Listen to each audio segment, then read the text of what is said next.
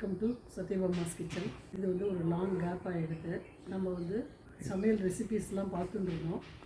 எனக்கு வேறு சில வேலைகள் இருந்ததுனால நான் வந்து யூடியூப் போடுறது கொஞ்சம் நிறுத்தி வச்சுருந்தேன். நாங்கள் இப்போ வந்து ஜீவா எலைட் ஆக்டிவ் ரிட்டையர்மெண்ட் கம்யூனிட்டியில் கொஞ்ச நாளாக இருக்கோம்.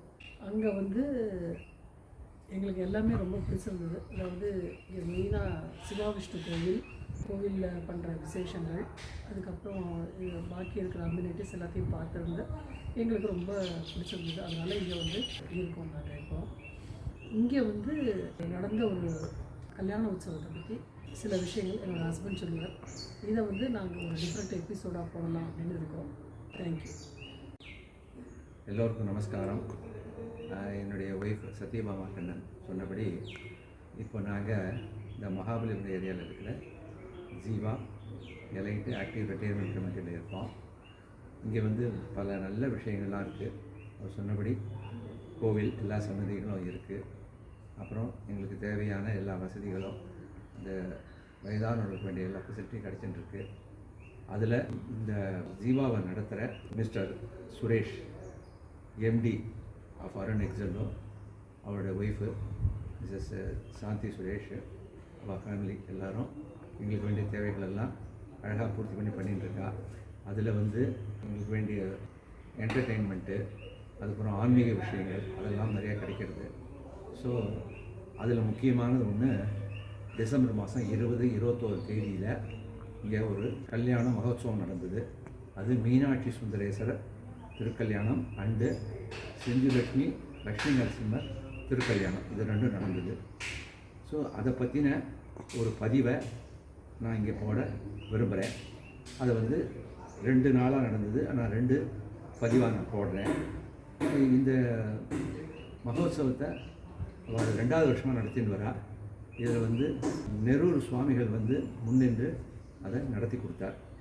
ஸோ இதை வந்து ஏற்பாடு பண்ணி ரொம்ப ஒரு நல்ல முறையில் எல்லாருக்கும் பகவானோட அருள் கிடைக்கும்படி ஏற்பாடு பண்ண அந்த அருண் எக்ஸல்லோ எம்டி மிஸ்டர் சுரேஷுக்கும் அவருடைய ஃபேமிலிக்கும் நம்ம எல்லாரும் சந்தோஷத்தையும் நன்றியும் தெரிவிக்க கடமைப்பட்டிருக்கோம். ஸோ இந்த வீடியோவை பார்த்து நீங்கள் எல்லாம் பலனடைஞ்சு பகவானுடைய பரிபூர்ண அருளை பெற வேண்டும் அப்படின்னு நான் விரும்புகிறேன். இப்படி ஒரு ஆப்பர்ச்சுனிட்டி ஏற்படுத்தி கொடுத்த மிஸ்டர் சுரேஷுக்கும் சாந்தி சுரேஷுக்கும் பகவான் மேலும் மேலும் இந்த மாதிரி பல சத் விஷயங்களையும் நல்ல விஷயங்களையும் செய்கிறதுக்கு தெம்பையும் நீண்ட ஆயுளையும் கொடுக்கணும் அப்படின்னு பிரார்த்திச்சுக்கிறோம். நன்றி.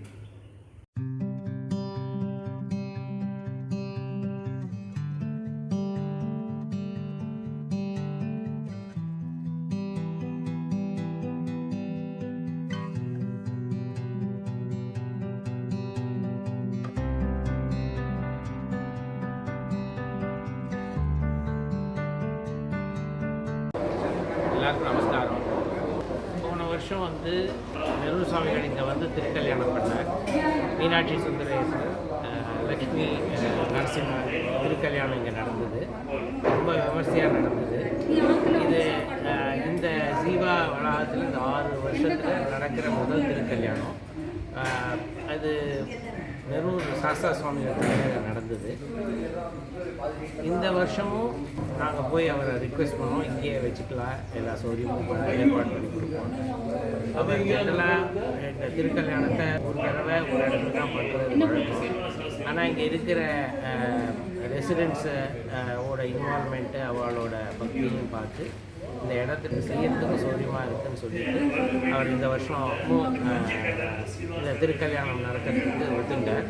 இந்த திருக்கல்யாணம் சிறப்பாக நடந்துட்டுருக்கு. போன வருஷம் ஒரு 300 பேர் இருந்தால், இந்த வருஷம் ஒரு 400 பேர் இருக்கா. வெளியிலேருந்து ஒரு 200 பேர் வந்திருக்கா. ஸோ 600 பேர் வச்சு இந்த திருக்கல்யாணம் ரொம்ப சிறப்பாக நடந்துட்டுருக்கு. இது வருஷம் இதே மாதிரி திருக்கல்யாணம் இங்கே நடந்தால் இங்கே இருக்கிறவாளுக்கும் இன்னும் சந்தோஷமாக இருக்கும் அப்படிங்கிறது எங்களுடைய எதிர்பார்ப்பு. ஏற்பாடு பண்ணுறதுக்கு அனுகிரகம் பண்ண நெரூர் சாஸ்தா சுவாமிகளுக்கு இந்த சந்தர்ப்பத்தில் அவருக்கு எங்களுடைய மனமானத நமஸ்காரங்களை சொல்லியிருக்கோம். ஆமாம், உங்கள் ஏற்பாடுகள்லாம் ரொம்ப பிரமாதமாக இருக்குது. ரைட், ரொம்ப பிரமாதமாக பண்ணியிருக்கேள். நாங்கள் வந்து இப்படிப்பட்ட ஒரு நிகழ்ச்சியில் ஃபஸ்ட்டு டைம் நாங்கள் கலந்துக்கிறோம். அதனால் நிச்சயமாக அது வந்து அதுக்கு உண்டான பெருமையெல்லாம் உங்களுக்கும் கண்டிப்பாக சேரும். நமஸ்காரம்.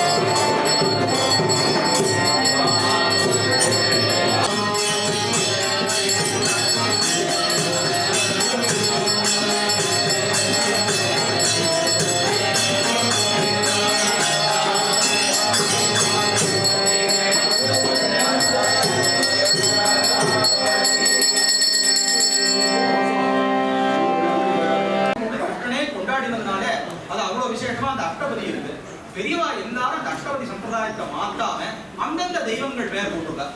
இப்ப உதாரணத்துக்கு இது சிவாஷ்டபதி, கீத சுந்தரம். இதையே இன்னொரு மீனாட்சி இவருக்கு பரமேஸ்வரனுக்கு ஒரு அஷ்டபதியானது இவர் சுவாமிகள்னால பண்ணப்பட்ட ஒரு அஷ்டபதி ஒண்ணு இருக்கு. அதே மாதிரி வந்து கீத காங்கேயம் சுப்பிரமணிய சுவாமிக்கு, மகாகணபதி இருக்கு, சாஸ்தாக்கு இருக்கு, வில்லிவாக்கம் இவர் ரொம்ப சாஸ்தா அஷ்டபதி ஒண்ணு போட்டிருக்கார். தமிழ்ல சில பேர்லாம் அஷ்டபதி ரொம்ப எடுத்து போட்டிருக்கார். அதனால ஒவ்வொரு சுவாமிக்கும் விவாகம்னு சொன்னா இந்த அஷ்டபதியினுடைய தன்மையில் அமையணும்னு இருக்கு. பகவான் வேதம் கீதம் ரெண்டும் சேர்ந்து அவருக்கு ஆகணும்னு இருக்கிறதுனால காலம் காலமா ஸ்ரீதர் நீங்க ஆசிரமத்துல விரிவாக்கத்துல ரொம்ப ஸ்ரத்தையா, அதை ஏன் ஸ்ரத்தைங்கிறது சொல்றேன்னா இப்ப நம்ம எல்லாம் இருக்க முடியும், அப்புறம் இன்னும் நேரம் கழிச்சா நம்ம எல்லாருமே சாப்பிடுவோம், எல்லாரும் வந்துடுவோம். அப்ப இருக்கிறது ஸ்ரீதரனும் சுவாமியும். ஆனாலும் இன்னைக்குனே தடியன்னு சொல்ற ரொம்ப காலமாவே யாரும் இல்லைனாலும் அவர் என்ன பண்ணுவார், சுவாமி இருக்கட்டும் பெரியவா, நாங்க பாட்டு போன நம்ம சங்கீர்த்தனம் பண்ணுவோம் அப்படின்னு இன்னி வரைக்கும் அதை சத்தியா கைங்கரியமா பண்ணிட்டு இருக்கார். அதனால அவரும் வந்து யார் முடியறதோ எல்லாரும் வச்சு வரலாம், இதெல்லாம் கேட்கறதுன்னு இல்லை.